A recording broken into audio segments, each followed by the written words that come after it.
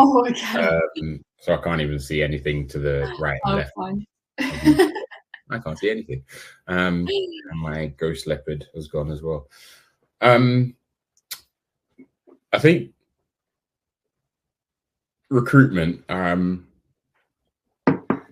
especially in the children's activities industry, and naturally specifically for like what we're talking about in dance, acro, gym, it is very tough, especially especially if you are worried about it, if you're scared of it. I had a conversation actually with somebody 2 days ago, 2 days ago. And I said, look, your buddy, she was a single teacher owner. So she taught all the classes herself, etc. She had like 70 kids in the school at the moment, which is crazy. Like that many, and that's not the highest I've heard. I've heard of people having 200 kids in the school and then being the only teacher, and I'm Wow. like, that's wild. Anyway, this young woman was also a new mother as well. So she was trying to balance having a young child and also being the only teacher in her school. And naturally, as you know, my response is, you need to build a team, right? To which she kind of, I could tell inside she was like almost wincing. That kind of feeling of, and I said, I asked her the question, I said, what's holding you back from building a team? And she had the answer like ready to go. She had the answer ready to fire off. It's almost like she's had this conversation before. And she was like, oh, a few of my friends have been burnt by taking on a teacher, and then they, this is a common theme, and then the teacher takes all the kids and sets up a school down the road, blah, blah, blah, etc., etc. Now, that's a common fear in the industry, and it does happen. And it doesn't just happen. I did say it doesn't just happen in dance, in acro. It happens in every industry, especially service-based industries. Anyway, we just happen to serve younglings. But before I say what I said to her, you coming from a background in recruitment and training, you can kind of see why there's a fear there in terms of the style of lifestyle type of business. What are your thoughts on the matter? It happens, like you said, it happens in every industry. And there's usually a reason behind it, whether that is they've seen an opportunity to make more money that their current school isn't doing. So they think, actually, I'll go and get that opportunity and do it myself. And yeah, it's the same everywhere. It's usually because someone spotted an opportunity that someone else isn't doing, and they think they've got the capability to go and do it themselves. Whether that is they think they can reach more students, whether they can offer classes at better times or for cheaper or whatever it might be. There's usually a reason behind that. And it's not usually out of like nastiness or spiting someone. It's usually out of them seeing a better potential for themselves. So I think it's about, there has to be a lot more kind of involvement of teachers in what's actually happening at schools with the decision making, and just empowering them to actually do a little bit more and giving them the credibility that actually they can do more as well. I totally agree. I mean, my answer is very similar. It was a case of, if you provide an environment for your staff and your team to thrive, why would they leave?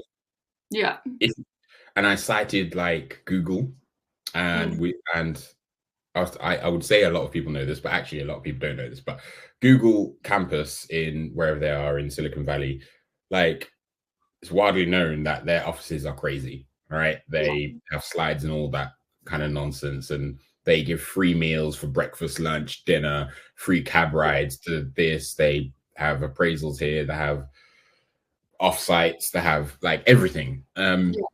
This is obviously one of the world's biggest companies, and the reason I was citing that was because they've created an environment whereby, why would you leave? Yeah. Oh, I'm gonna go off and start my own Google. Like, no, you're not. It's too much effort. It's too much effort.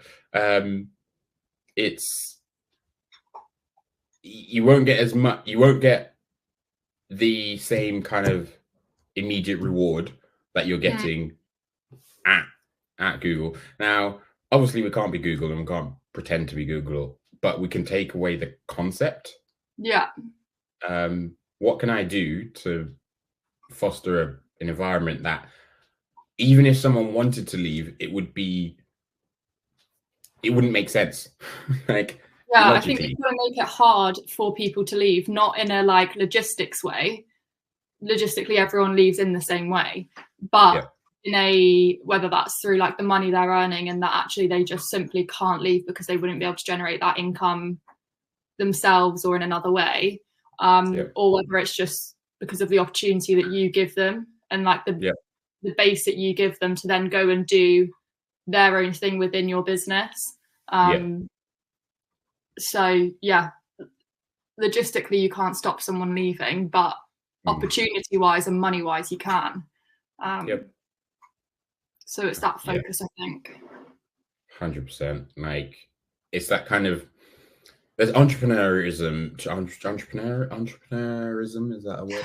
There's and there's what people are calling entrepreneurs as well now. So it's being an entrepreneur within a company.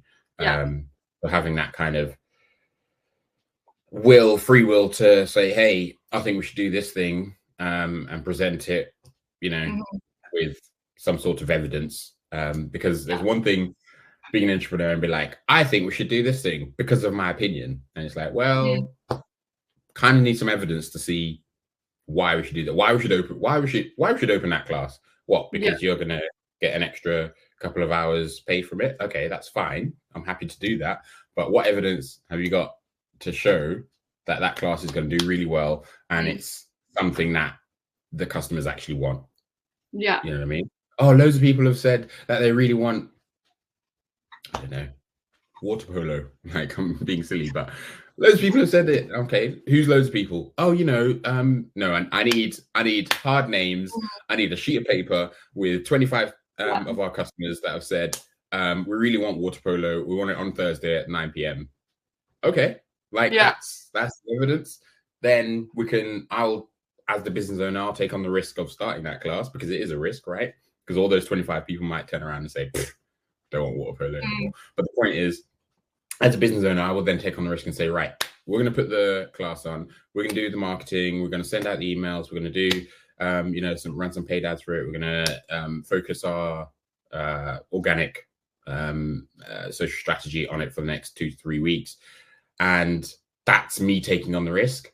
So I'm happy to do it if you do bring something to the table, but know that I am taking on the risk, that's where the dichotomy is. That's where the kind of like tit for tat, the kind of balance, I think, should be. Not because I know, and the reason I say this is because I know that anyone watching this will be thinking, oh, well, why would I let someone else run my school for me? No, it's not. That's not what we're saying. It's still your business, right? You can say no. But as you said, it's like that opportunity. Do they even have the opportunity to present? Do they even have that? Do they feel like they have a voice? I think as well with that, it's one thing to have a voice, but it's another thing to have a voice that's heard, because you could sit in your monthly team meeting, however it works, when you get all your teachers together, and your teacher could come forward with what they believe to be a really great idea. But if you immediately shut that down, that's probably the last time they're going to come forward with a really great idea. So it's about taking those ideas and refining them. At the end of the day, you're the business owner for a reason. You've got it to the point where actually you do have a team of teachers where you can kind of have some input. But then you need to be the one that's refining that idea, and you need to be the one that's actually then mentoring them while still empowering them to do it themselves. It's not a case that actually this is a whole new workload for you to be doing. It's about giving them the tools to be able to get that data that you need to make it, to analyze whether it is a worthy risk or not.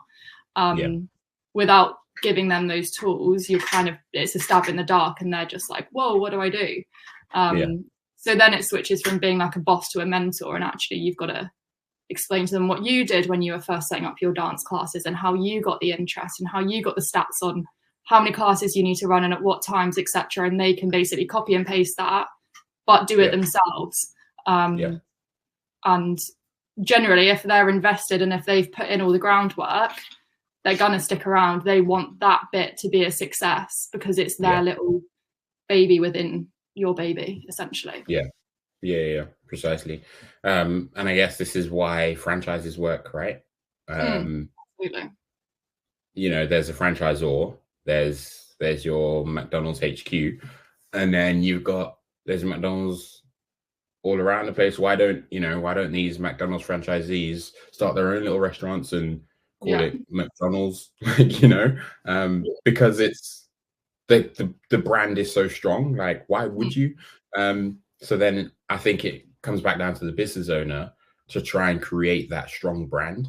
And the hardest thing, I think, is getting away from the fact that the brand is you.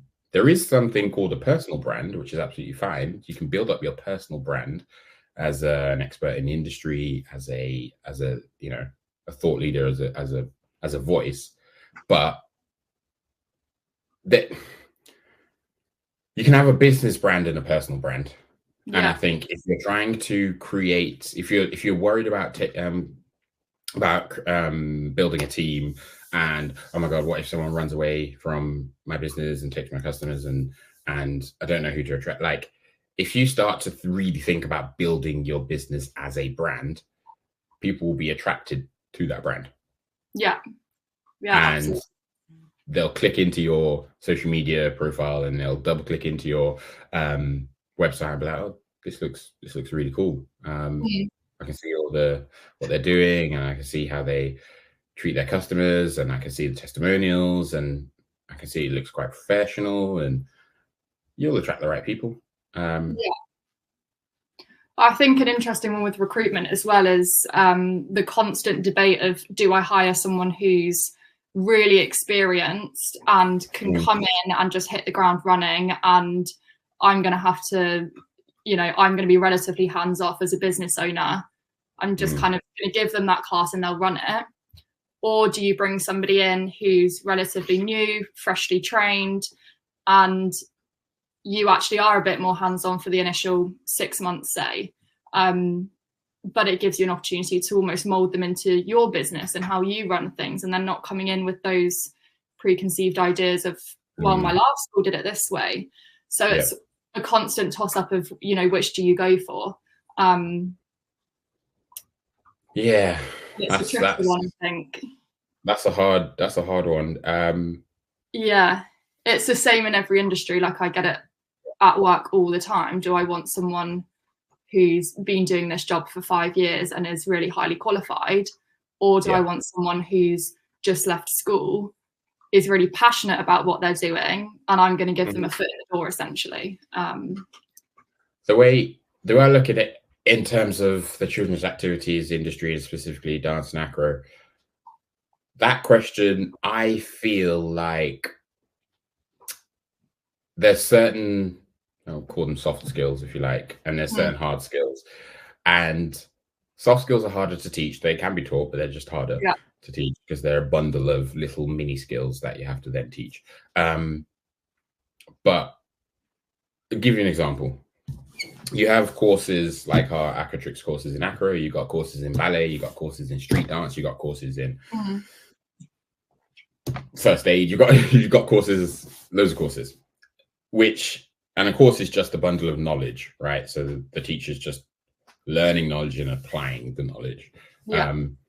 So for me, I feel like you should be recruiting for the soft skills. So how do they actually speak to people? How do they speak to your customers? How do they speak to you? How do they speak to the random person that they bump into? Do they smile and say hello? Are they quite insular? How do they deal with, the students? How Yeah. quickly can you get them into your business just to see how they interact with others around them? Because that's a massive telltale as to whether they are right and the right fit. Because knowledge is abundant, right? Knowledge is abundant. You don't yes, there are courses and things, but there's so many different ways to learn. You've got to pick you got to go for the right person that you then throw courses and knowledge and things at, because they can learn that. Rather than going for the most experienced, because as you say, they'll bring their own opinions to the table, some of which will be useful, for sure, because there's some experience there. The experience is worth a lot. But if you're a small business and you've got one or two, it might be overbearing, right? Yeah. If you've got 19 teachers and you want to bring someone in, then maybe someone super experienced might be useful, because then they might impart their knowledge onto the other 19 of your team. And then a new benchmark might be set for the team. So I would say, depending on which stage you're at your business, if you are a small 1-person, 2-person team, I would often say this, and I love your opinion on this, as your background in recruitment. When people say, how do I recruit? I don't know where to, my number one thing is to get them into your classes as soon as possible. Like, forget the phone interview, forget the virtual Zoom interview, like, get them into the class, get them taking a warm up for 15 minutes, just see how they operate.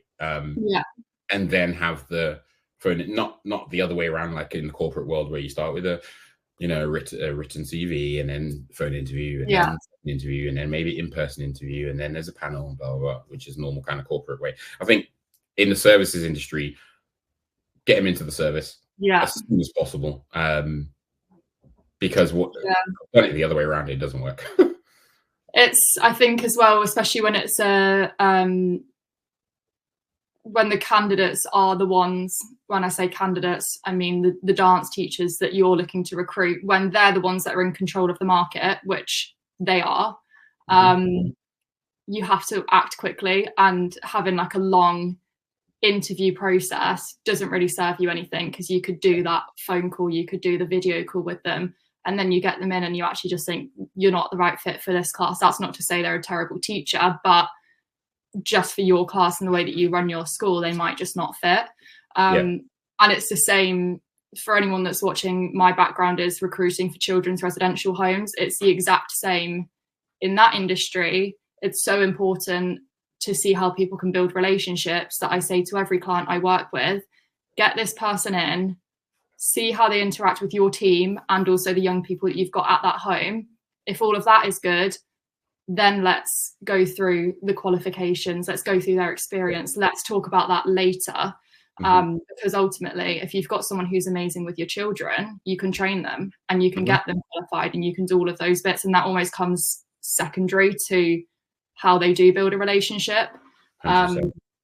So I think that's probably a little bit of food for thought for people who are looking to recruit or in the process at the moment, is perhaps you don't need to be looking for the people that are already qualified, have got 3 years experience, 5 years experience, whatever it is. And you don't need to be doing a lengthy process. You need to have a quick chat with them, arrange for them to come in. And if that chat's over WhatsApp, because that's what works, that's fine.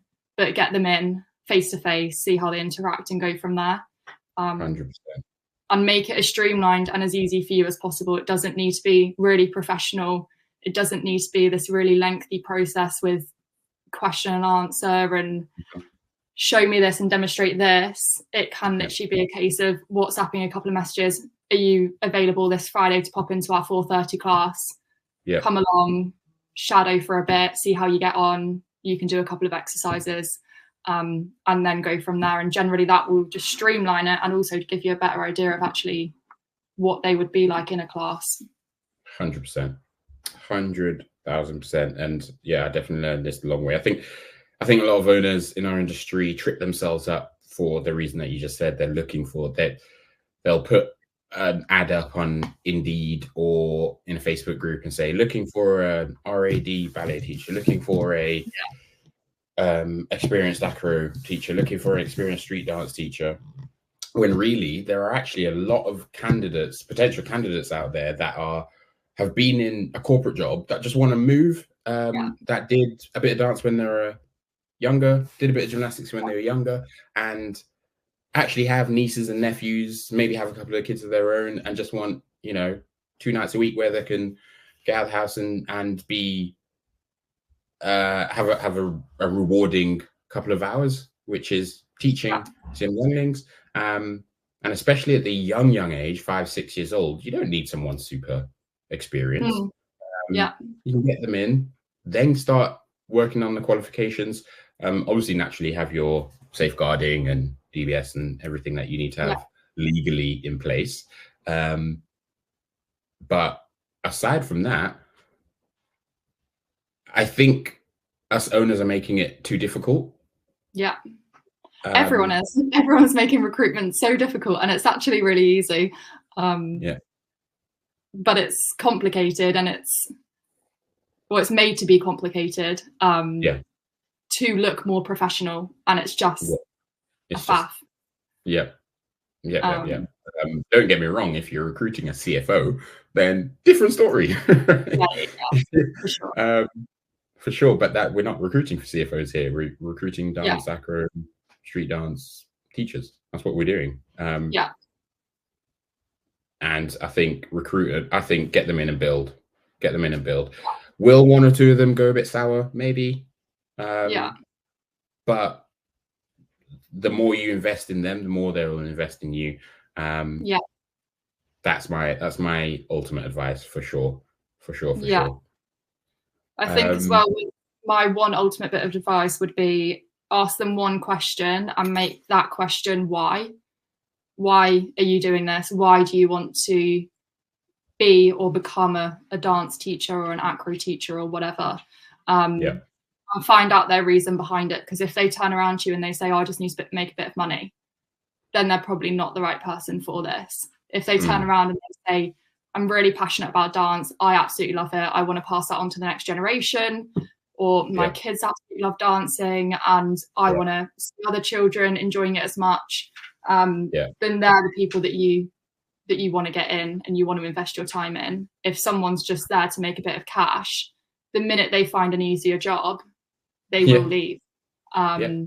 So find someone who is actually passionate, and also don't rule out transferable skills as well. So if you've got someone who's been a teaching assistant, for example, immediately they're going to have relationship building skills, communication skills, behavior management skills as well, all of those things which do come in handy. So if they've been a teaching assistant for 8 years, for example, again, figure out their why. Is it because teaching doesn't fit with their schedule anymore, or actually they really enjoyed dance when they were younger and they want to get back into it but not lose their teaching element of life? So don't rule out experience in other areas, and just find out their why, and that will probably make it a lot easier and quicker for you. 100%. I think we'll stop there before we chew everyone else's ears off. Recruitment and training. My God, we make it so hard for ourselves. As owners, we just need to get out of the way. We need to get out of the way of ourselves. Something I realized a long time ago. Get out of your own way. That's it. That's it for today. So a couple of people watching. Sorry? Food for thought, I reckon. Food for thought. Depending on where we drop this recording, please do comment on your thoughts. Share with anyone that you think would find this useful. even if you disagree with some of what we say, discourse is great. Like, please do put any disagreements down in the bottom in the comments. We will happily have that conversation, because the world would not be a very exciting place if everyone thought the same thing. So yeah, please do message us if you do agree with what we said. Message us if you disagree with what we said. Message us, and we'll see you next time.